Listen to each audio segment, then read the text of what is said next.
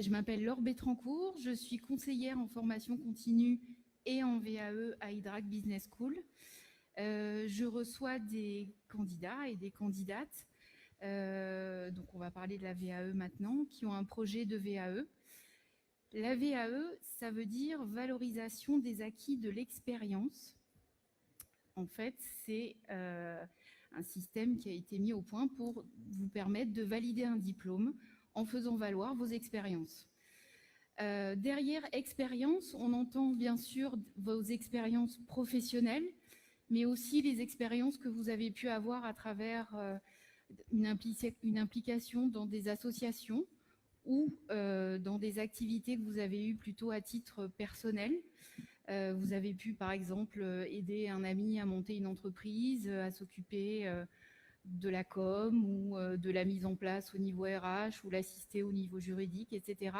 Donc, toutes ces activités confondues peuvent entrer dans un dispositif de VAE et vous pouvez tout valoriser par le biais de la VAE pour obtenir un diplôme. Alors, juste une petite aparté, la VAE n'est pas à confondre avec la VAP, qui n'a rien à voir, qui est la validation des acquis professionnels et qui ne dispense pas de diplôme, qui est juste un dossier que vous remplissez pour accéder à une formation pour laquelle vous n'auriez pas les prérequis, par exemple. Donc la VAE, on est bien sur l'objectif d'obtenir un diplôme. La VAE, pourquoi ? Beaucoup de raisons.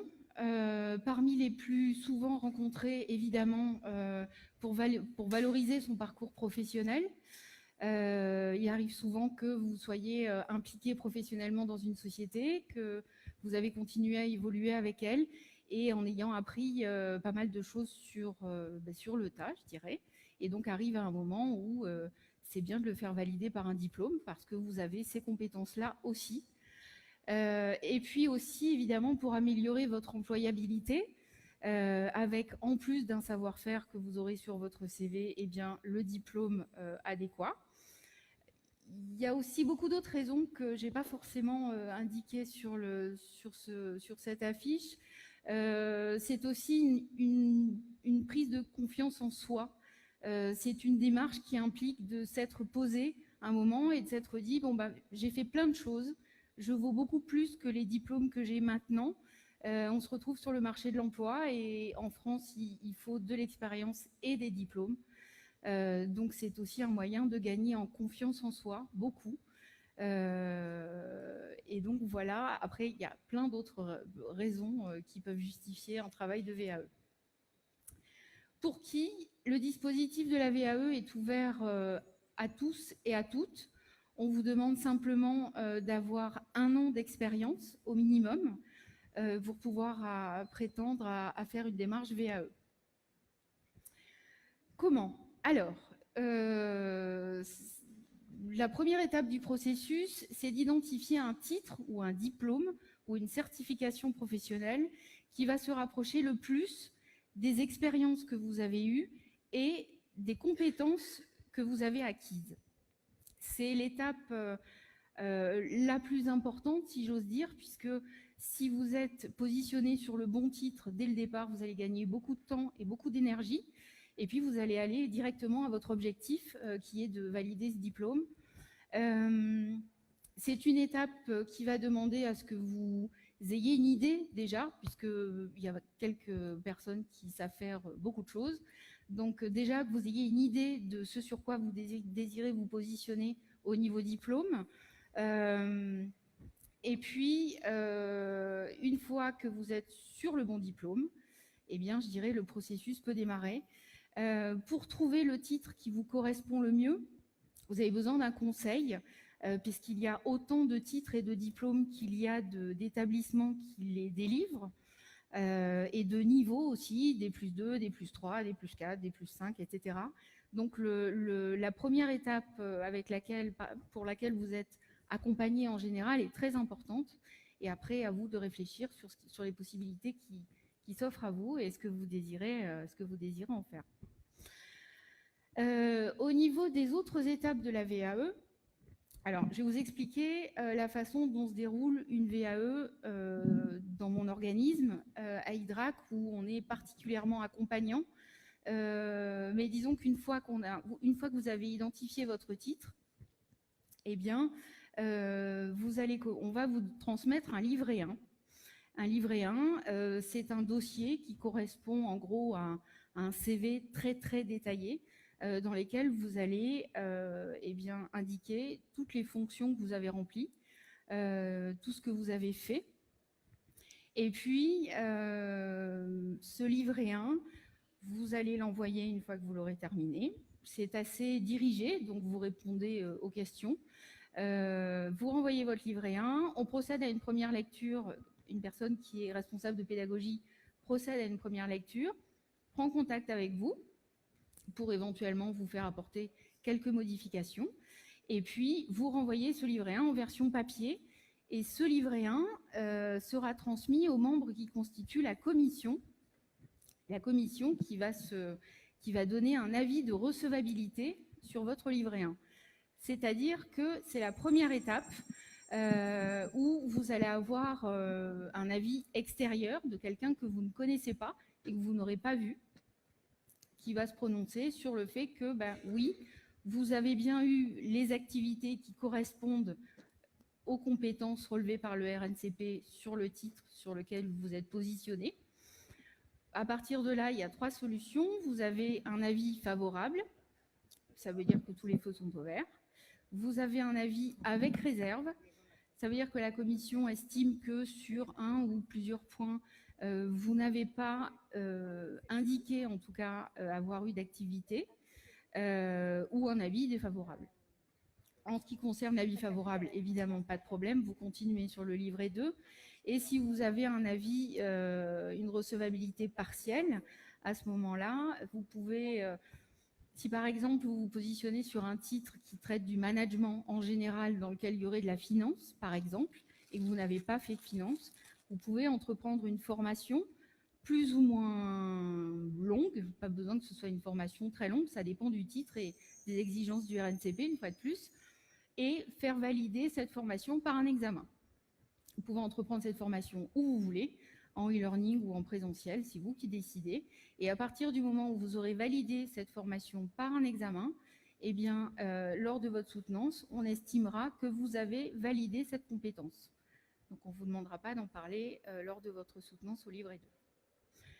Donc, admettons que tout ça soit fait, vous arrivez au livret 2.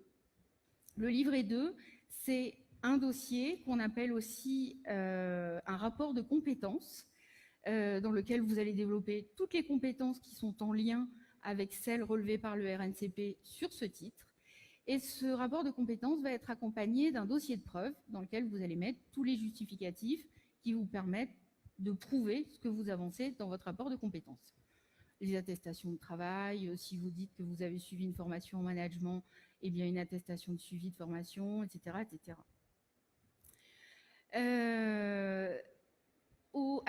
Pour réaliser ce livret 2, vous avez un accompagnement, on vous propose un accompagnement, c'est-à-dire une personne désignée pour vous accompagner du début à la fin de ce livret 2 et qui va également vous aider à vous préparer à la soutenance. Ensuite, vous passez en jury et là, vous savez si vous avez validé ou pas votre VAE. Voilà. Au niveau du financement de la VAE, c'est un petit peu comme une formation, c'est-à-dire que vous soyez salarié en recherche d'emploi ou autonome, vous avez différents systèmes qui vous permettent de financer votre VAE. Je pense notamment au fonds GESIF, à la participation de votre CPF, à Pôle emploi. Vous avez des cofinancements possibles aussi. Donc ça, à détailler avec votre conseiller qui vous indiquera ce qui est plus indiqué pour vous, dans votre cas. Pour vous donner un exemple, à Hydrac, donc dans le groupe Hydrac, on peut vous proposer 8 titres certifiés de niveau 1 et de niveau 2 sur différents métiers de nos écoles, donc ESAIL qui est l'école d'architecture, Business School pour Hydrac et Suvdecom pour la communication. Merci beaucoup de votre attention. Je répondrai à vos questions avec plaisir, évidemment. Et j'espère que je vous aurai encouragé dans votre projet de VAE, plus ou moins avancé, j'imagine. Voilà, je vous écoute.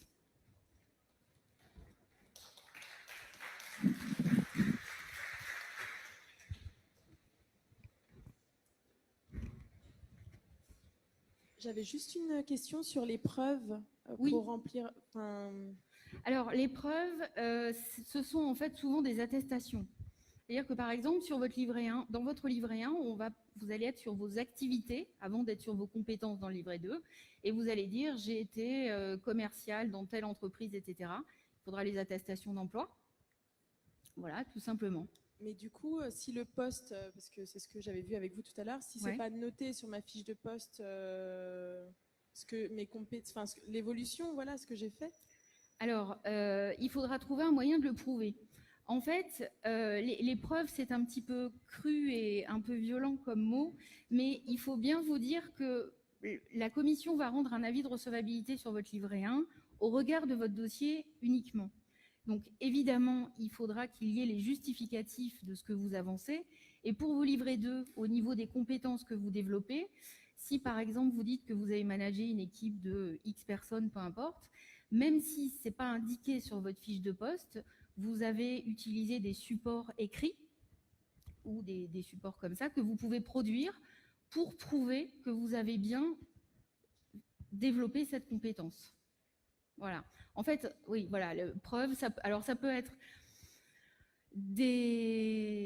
un détail de formation, ça peut être un relevé de notes, ça peut être une attestation d'emploi, ça peut être une lettre de recommandation, ça peut être tout un tas de choses qui prouvent que ce que vous avancez est bien vrai. Il faut bien se rendre compte qu'il y a un diplôme à la clé, donc c'est important. Et la plupart des directeurs de pédagogie, qui sont les directeurs de titre en général, remettent un diplôme avec la certitude que ce que vous avez développé dans votre livret 1 et livret 2, c'est bien la réalité. Vous aurez l'occasion lors de la soutenance aussi, mais malgré tout, il faut quand même des preuves. Oui ?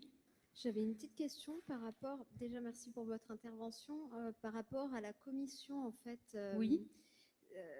C'est une commission qui est externe du coup à chaque organisme de formation. Ça fait partie, c'est rattaché à quoi finalement? Alors, chez nous, la commission est composée du directeur du titre et d'un professionnel de la branche du titre sur lequel vous vous positionnez. Donc en fait, à chaque fois qu'on monte un dossier de VAE, c'est vraiment par rapport à un diplôme et donc par rapport à un centre de formation ou une école en particulier. Oui, tout à fait.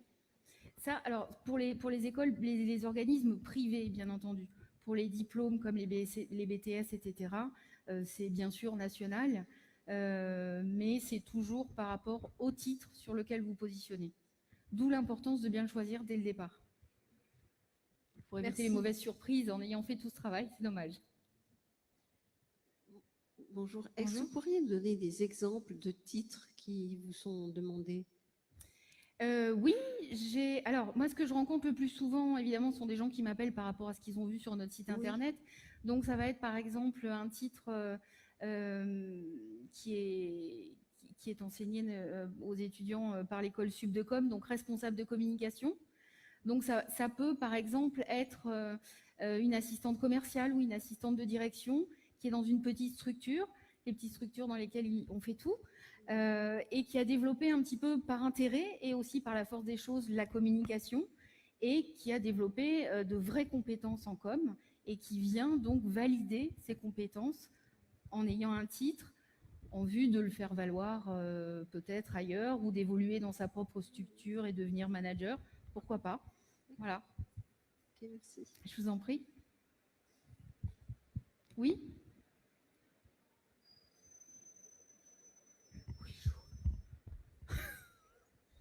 L'altitude n'arrange pas la chaleur. Ah, c'est une excellente question. Ça dépend de vous. Alors, selon les organismes, vous avez une liberté relative pour effectuer votre VAE. Par exemple, chez nous et sûrement dans d'autres organismes, vous commencez votre VAE quand vous voulez et vous la terminez quand vous voulez. En moyenne, je dirais en moyenne constatée, une VAE, ça se fait sur une dizaine de mois à peu près. Mais on a des candidats qui effectuent leur VAE en 4 mois et on en a d'autres qui la font en 3 ans.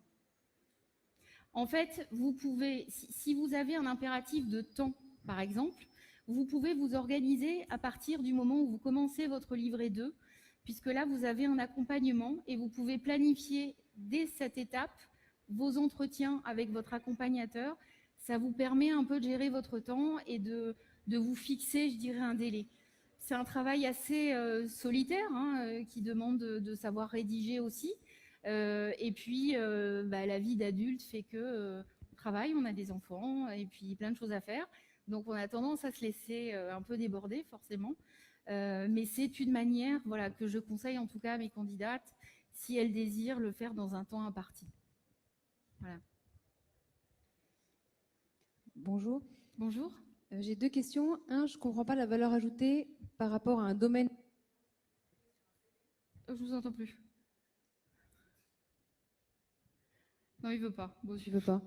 Je ne comprends pas la valeur ajoutée par rapport à un domaine de compétences exprimé sur un CV. Eh bien, malheureusement, la majorité des recruteurs ont besoin d'un diplôme qui vient valider cette compétence que vous aurez développée. Ça arrive. D'accord. Et deuxième. J'ai répondu à votre question ? Oui.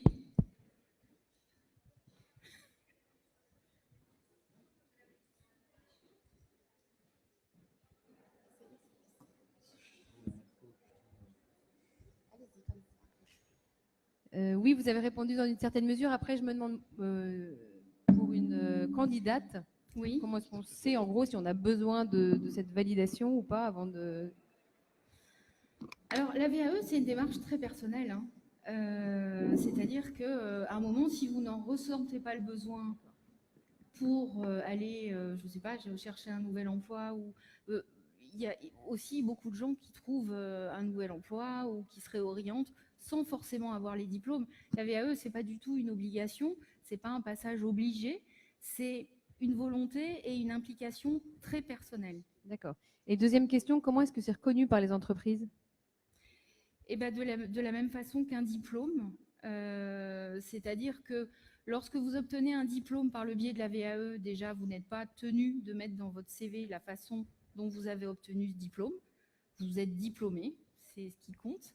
Mais c'est aussi très valorisant, en tout cas à mon sens, de pouvoir dire j'ai validé ce diplôme par le biais de la VAE parce que j'avais la compétence. J'ai pu constater sur le marché du travail qu'il fallait souvent que ce soit doublé d'un diplôme qui est, je dirais, en quelque part une preuve aussi de ses compétences.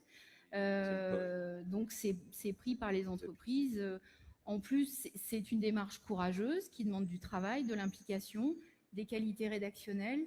Donc, c'est ça aussi, si vous tombez sur quelqu'un qui sait ce que c'est que la VAE, en général, une personne qui a fait une VAE sait le travail que ça demande derrière et c'est plutôt valorisant. Selon mon expérience, en tout cas. Oui ?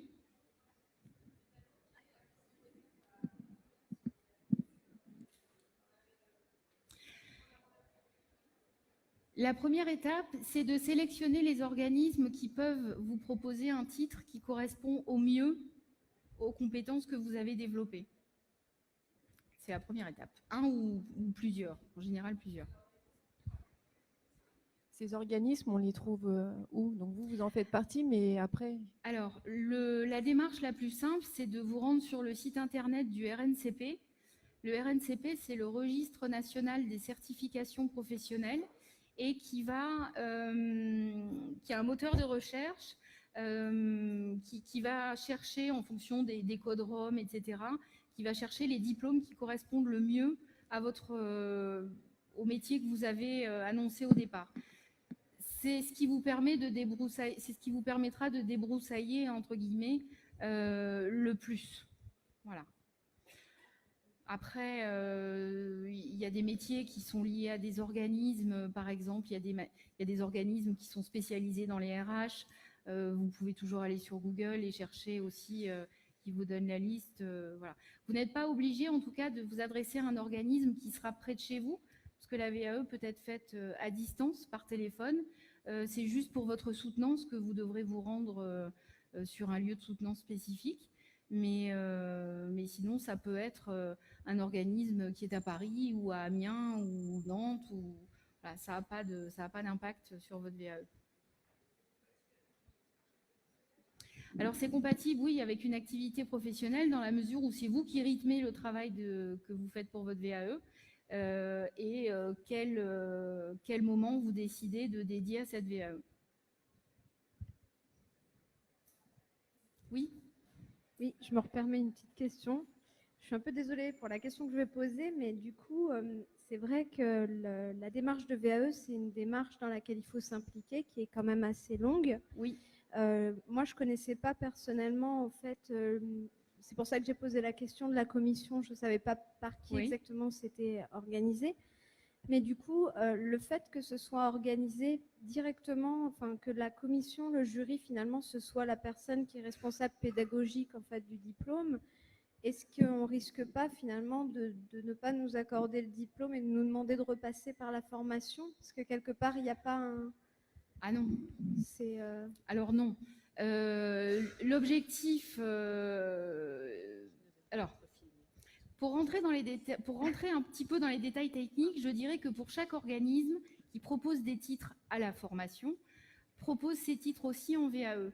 La VAE, les candidats qui se positionnent sur une VAE prouvent, par exemple au RNCP, qui enregistre les titres, qu'il y a que c'est un métier en activité actuellement. Donc les organismes ont besoin aussi de faire valider leur diplôme par le biais de la VAE. Donc non, c'est pas du tout. Alors non, c'est pas du tout un moyen de. On pourrait se poser la question du coup. Non. Mais c'est parce qu'il y a un retour aussi par le fait que du coup, du nombre de personnes qui vont valider ce diplôme. Oui. Alors par contre, le fait que ce qui explique qu'une VAE soit aussi impliquante et qui demande beaucoup de travail, c'est qu'effectivement, on va vous accorder un diplôme, un bac plus 3, plus 4, plus 5, que les étudiants mettent 3, 4, 5 ans à valider. D'où la demande de preuves, la demande d'avoir un dossier parfait, d'avoir une présentation parfaite aussi. Voilà, donc il faut aussi prendre conscience de l'importance de la démarche, notamment pour un directeur de pédagogie. Voilà, c'est pour ça que ça demande autant de travail. Mais non, ça n'est pas un moyen de vous ramener vers la formation. Oui. Pas du tout. La démarche est complètement différente et je dirais que la participation de l'individu est également différente.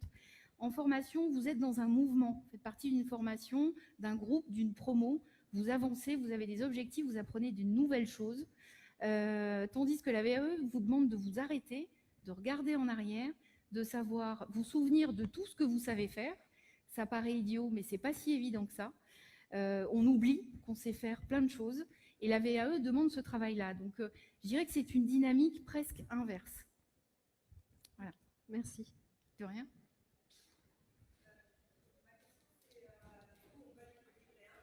Oui.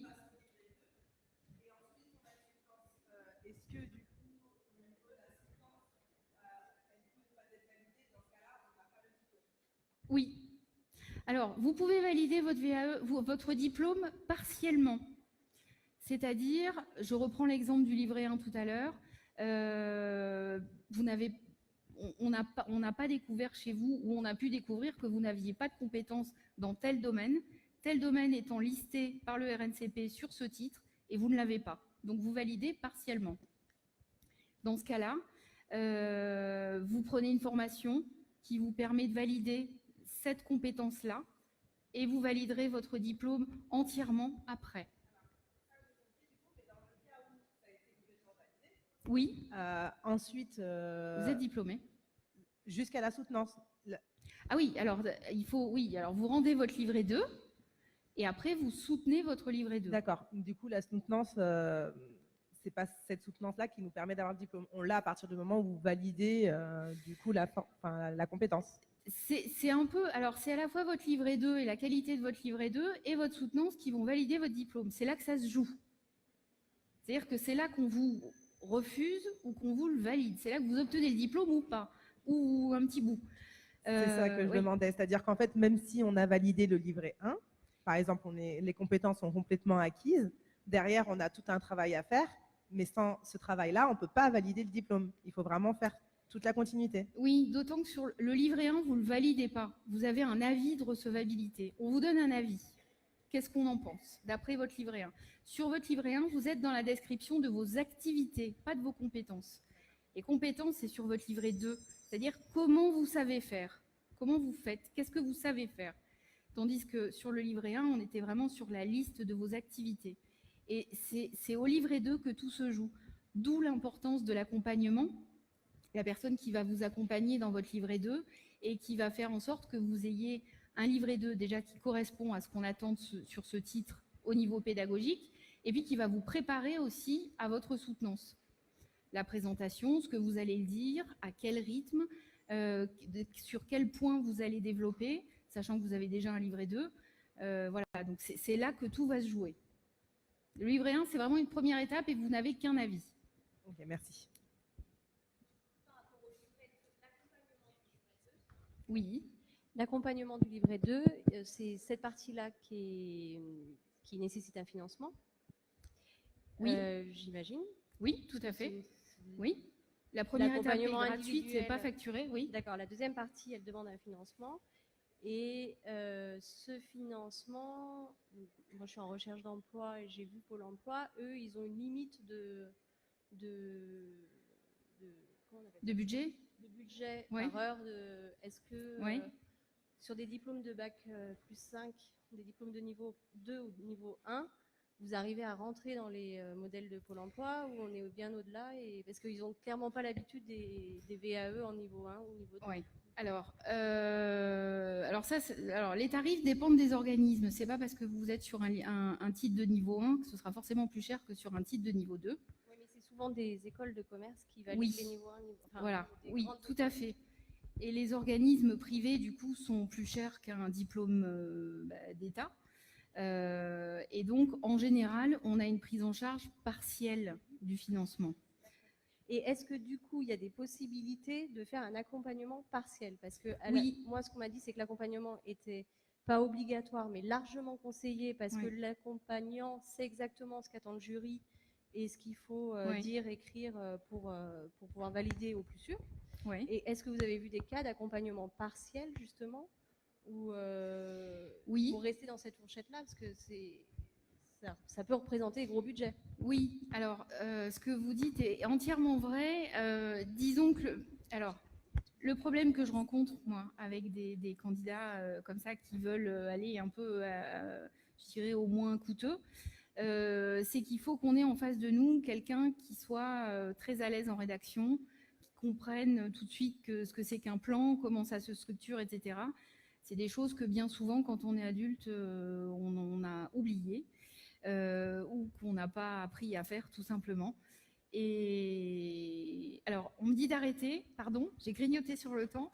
Je suis sur le stand, voilà, donc je suis à votre disposition pour toutes vos questions complémentaires. Merci beaucoup en tout cas.